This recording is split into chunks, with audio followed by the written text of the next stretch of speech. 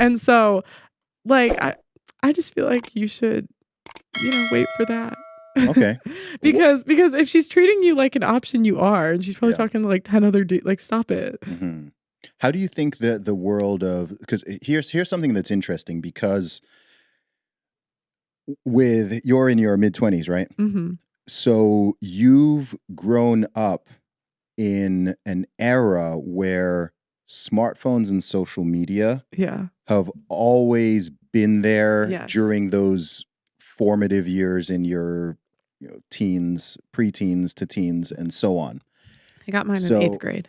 In 8th grade, yeah. So this is something that's interesting, because by the time the smartphone and social media came out, in my case, I was already in my in my 20s. So there was an era before that, even pre-internet and pre-email and all that. And so I think even with a 10-year age gap, say between someone who's 35 and 25 or 32 and 22, there's actually, because of the technology, there can be quite a chasm, because when I was in school, there was no smartphones, there was no social media, none of that stuff existed. Even the internet was very much in its infancy. We had dial-up first of all, and it was very slow. When I was in school, it took, to download a song, it took, like, if you wanted to download an album back when people were using Napster and LimeWire, you left it to run overnight. I've never even heard of Napster. Yeah, you'd never. I don't even know what that is. There we go, right? Generation gap. It's a peer-to-peer music sharing site. This is when people, started downloading and stuff. I mean, do you know what a CD is? Yeah, I know. Good. Okay. I've actually met people who don't. I'm like, oh my gosh, man. Am I a boomer now? Okay, my sister. Okay. So that's so interesting to me, because I can't really, if I think back to when I was in school, whether in Saudi Arabia or in the UK in boarding school, if I think of adding smartphones and social media on top of all that teenage stuff already going on, it just sounds like an absolute nightmare.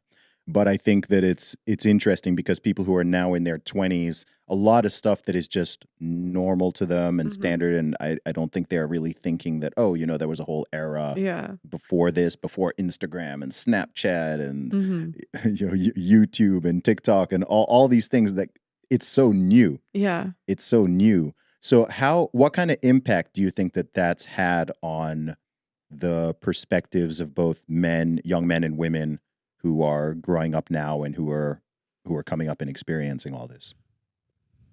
I think that it gasses up girls' egos. Okay. Yeah. I think that Instagram is like a toxic app. I mean, it can be. I will say, social media has changed my life for the better. Same. I love this job. I am so happy now. Like, this is so fun, and I am good. Like, but I would say overall as a society, it's like been worse. And I think like girls, like, we think we're hotter than we are. Because and I noticed this partially at the pickup boot camp. So I'm like, you're rejecting him, and I was like, I wonder if and I was like, but like because you can get like crazy DMs from people, and girls think that these guys are actually trying to like wife her. I have brothers, so like they would humble me. You know what I mean? Shout out Austin. Shout out Adam. But like, yeah, I feel like Instagram just like gasses up girls' egos, and it makes men like more lonely, I guess. Yeah, you're absolutely right. I mean, I think one thing that technology's done a lot, but in terms of the dating market and those dynamics, one thing is, it's done a lot. One thing it's done from the female perspective, you've already touched on this, is if you think back to even like the most beautiful girl in a town or a village in a city or in the past, right? She only had access to the men in her locality, right? So the most beautiful girl in a school or a college or whatever, there was still this limited pool. So she might get gassed up, or it could be even an average girl. She doesn't need to be beautiful. But I think that you're getting attention from the males in your local vicinity. Whereas now, a girl can be hot and have tens, hundreds of thousands millions of potential interested males expressing interest and giving daily validation from the entire world. Right? There can be dudes in Africa, Asia, the Middle East, Europe, USA, wherever, right? And there's just, and guys are so thirsty online, right? The guys are just there messing up the game online by just with their insane thirst. And it's just all there. So it's like, wow, how can this woman not have? Like, of course she has it. This is why we got to bring back bullying. Yeah? Tell me more. I feel like, I feel like everyone should have a healthy amount of bullying growing up. Agreed? Because I think that's why people from bigger families are better than everyone else. because if I started to think too highly of myself, my older brother would humble me. Yes. He would tell me, you're ugly. And I'd be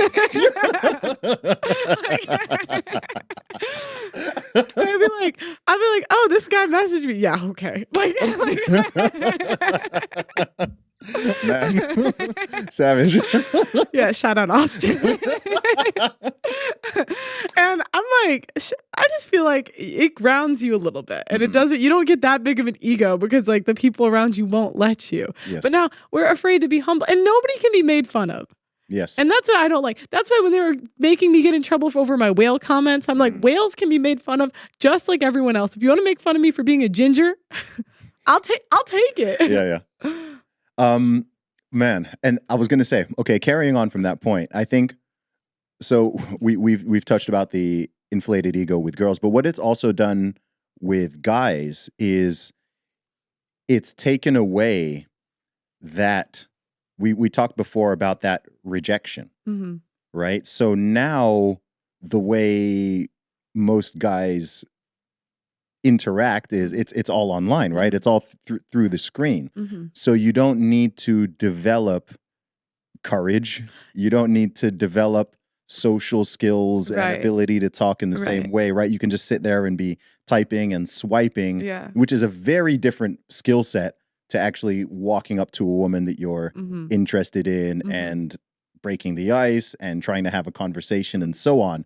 And so I think on both levels, it's really, really skewing the situation. Yeah. And also, I mean, there's studies from some of these dating apps showing something that, I mean, women find what, like 80% of men to be unattractive. below average.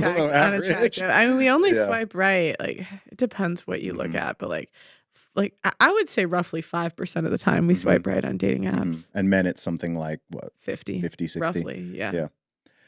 Yeah, it's and then are like, oh, is she hot in there? Yeah, it's hard. It's hard out there. And another thing that happens with men is men are much more susceptible to the apex fallacy, right? Which is that in terms of how we are rated and judged. So when people are even talking about men or talking about dating and talking about stuff, oftentimes they're referring to like 20%, 10% to 20% of the male population. The other 80 to 90% is almost invisible, right? They're not even being considered. When I'm hearing certain conversations about dating, I'm like, you guys are talking about like a very, very specific set of, go ahead. Yeah, even the girl yesterday, I was like, you can't have everything. And she's like, why not? I'm like, I don't know, because we're human. Because these are people. Yeah, and this is another challenge because, of course, in this era, we have, under the age of 30 in a lot of cities in Western countries, women are actually out-earning men on average. We know women are getting the vast majority. I think about 65% of university degrees are going to women now. And as we know, typically women tend to date and mate across and up socioeconomically and in terms of status and so on. So all of these things are happening at the same time. And it's creating a very... I don't know, man. It's creating a weird situation.